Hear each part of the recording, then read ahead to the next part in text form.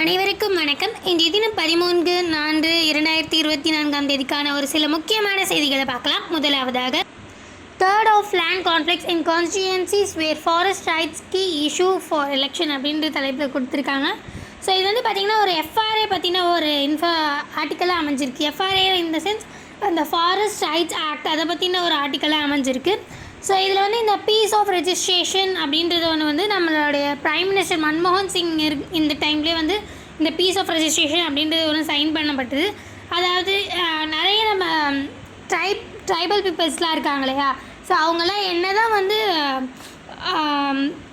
ஃபாரஸ்ட்டை வந்து அவங்களோட கன்சம்ஷனுக்காக யூஸ் பண்ணிக்கிட்டாலுமே அவங்க யூஸ் பண்ண எதுவுமே வந்து பாதிப்பு ஏற்படுத்தலை. பட் நம்ம எடுத்துகிட்டு வந்த நிறைய ஆக்ட்ஸ் வந்து பார்த்திங்கன்னா அவங்களுக்கு வந்து அது ஒரு பாதிப்பாகவே இருந்தது. லைக் நம்ம எக்ஸாம்பிளுக்கு பார்த்திங்கன்னா 1972 வந்து வைல்ட் லைஃப் ப்ரொடெக்ஷன் ஆக்ட்லேருந்து forest conservation act, environment conservation act, இந்த மாதிரி பல விஷயங்கள் வந்து நம்ம உருவாக்கின national park, biosphere reserve, wildlife sanctuaries, இந்த மாதிரி பல விஷயங்கள் அவங்கள வந்து அவங்களோட வாழ்வாதாரத்தை வந்து பாதிக்கிற மாதிரியாக இருந்துச்சு. ஸோ அதுக்காக தான் இந்த பீஸ் ஆஃப் ரெஜிஸ்ட்ரேஷன் அப்படின்றது. ஸோ இது வந்து ஒரு கொலோனியல் எரா ஃபாரஸ்ட்லாம் அப்படின்னு சொல்லலாம்.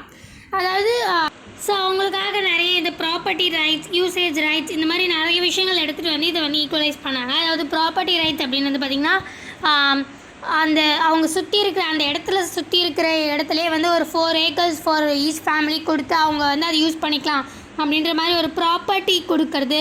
அண்ட் தென் யூசேஜ் ரைட்ஸ், இந்த ஃபாரஸ்ட்டில் வந்து அவங்க வாழ்வாதாரத்துக்கு தேவையான இப்போ நிறைய பெர்ரிஸ், நிறைய மெடிசனல் பிளான்ட்ஸ்லாம் வந்து எடுத்துகிட்டு வந்து அவங்க லோக்கல் ஏரியாஸில் வந்து விற்றுட்டு அவங்களுடைய டெய்லி ஹேபிட்ஸ்க்காக யூஸ் பண்ணிப்பாங்க இல்லையா. ஸோ அந்த விஷயங்கள், ஸோ இந்த மாதிரி ரைட்ஸ்லாம் நிறையவே ப்ரொவைட் பண்ணாங்க. ஸோ இது மூலயமா ஸோ அந்த நிறைய ரிலீஃப் அண்ட் டெவலப்மெண்ட் ரைட்ஸ், அதாவது நம்ம இதுக்கு முன்னாடி அவங்க ரொம்ப ஃபோர்ஸ் பண்ணோம், லைக் இந்த மாதிரி இருங்க அப்படின்ற மாதிரி. ஸோ அதெல்லாம் வந்து அவங்கள ரிலீஃப் பண்ணி அவங்களோட இருக்கிற மாதிரியே விட்டு அண்ட் தென் ஒரு ஃபாரஸ்ட் மேனேஜ்மெண்ட் ரைட்ஸே வந்து அவங்களுக்கு கொடுத்தாங்க.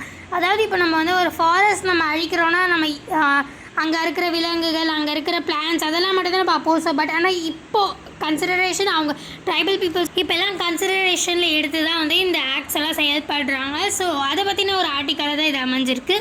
அடுத்ததாக, India ships with Myanmar staff to Yangon over conflict அப்படின்ற தலைப்பில் கொடுத்துருக்காங்க. ஸோ இதில் வந்து பார்த்திங்கன்னா நம்மளுடைய மிலிட்ரி நிறைய ஸ்டாஃப்ஸ் வந்து மியான்மரில் இருக்குது சிட்யூர் போர்ட் அப்படின்ற ஒரு போர்ட் இருக்குது, சிட்வே போர்ட் அப்படின்றது.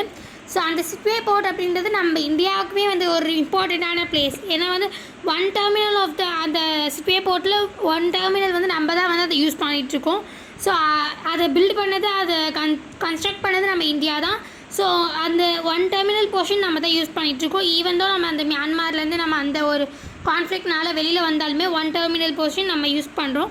ஸோ அந்த இடத்துல இருக்க மிலிட்ரி ஜனதா, அந்த நம்மளுடைய மிலிட்ரி ஃபோர்ஸ்லாம் வந்து இப்போது ஒரு சில ரீசன்ஸ்க்காக வந்து யங்கானுக்கு வந்து ஷிஃப்ட் பண்ணியிருக்காங்க.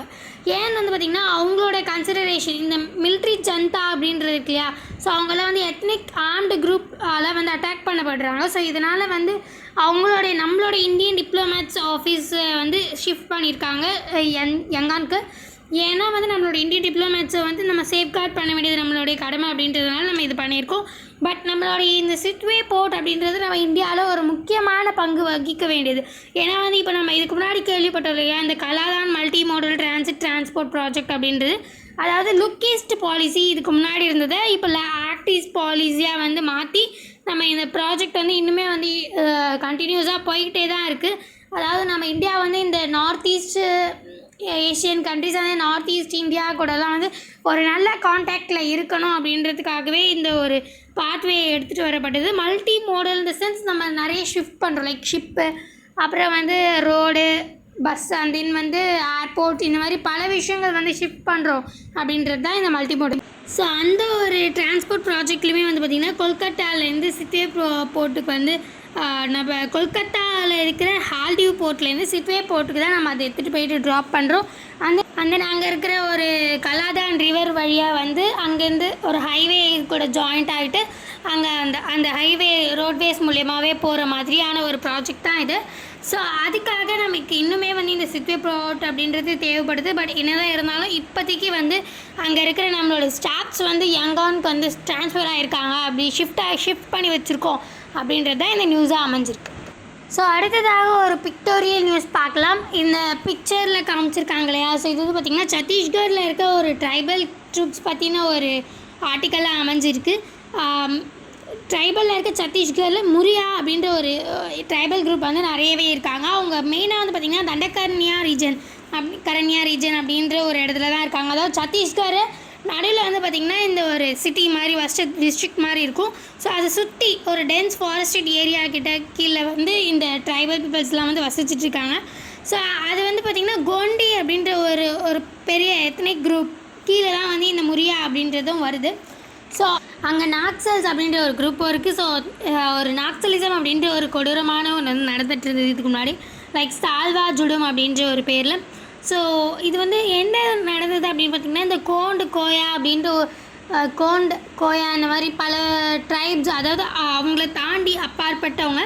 ஸோ இவங்கெல்லாம் வந்து என்கரேஜ் பண்ண ஆரம்பித்தாங்க. அங்கே இருக்க சத்தீஸ்கர் கவர்மெண்ட்வே வந்து பார்த்திங்கன்னா இந்த கோண்டு கோயா அப்படின்ற ட்ரைப்ஸ் எல்லாம் வந்து இந்த நாக்சல்ஸை வந்து ஷூட் பண்ணி அவங்கள டைப் பண்ண வச்சாங்கன்னா அதை என்கரேஜ் பண்ண ஆரம்பித்தாங்க. லைக் அவங்களுக்கு ஒரு ப்ரமோஷன் கொடுக்குற மாதிரி அந்த மாதிரி.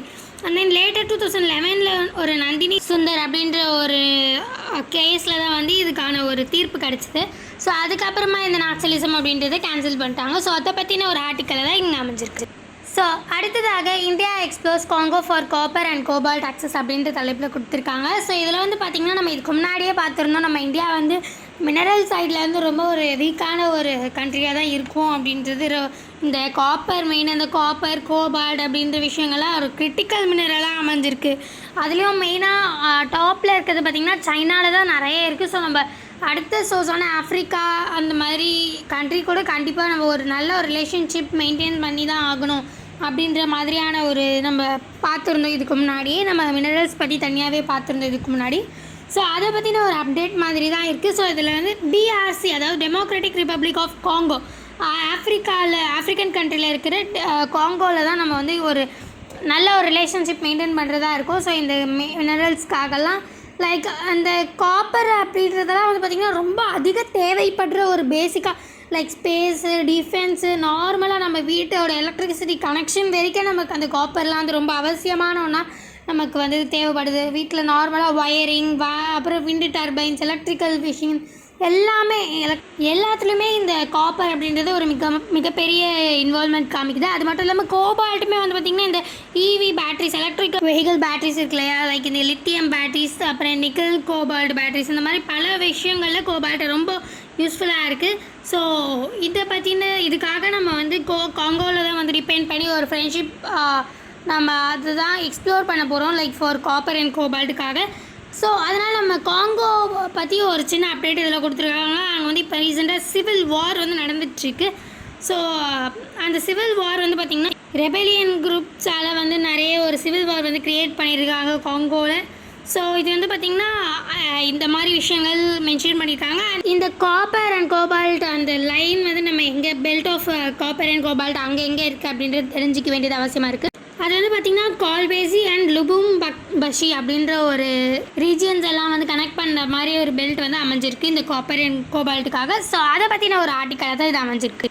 ஸோ ஃபைனலி ரீச் தான் மீண்டும் நாளைய இந்த மாதிரி முக்கியமான செய்திகளோடு சந்திக்கலாம். இந்த வீடியோ உங்களுக்கு பிடிச்சிருந்தா லைக் பண்ணுங்கள், மற்றவங்களுக்கு யூஸ்ஃபுல்லாக இருக்கணும்னா ஷேர் பண்ணுங்கள், சப்ஸ்கிரைப் பண்ணுங்கள், பக்கத்தில் இருக்க பெல் ஐக்கானை கிளிக் பண்ணுங்கள். நன்றி, வணக்கம், மீண்டும் நாளை சந்திப்போம்.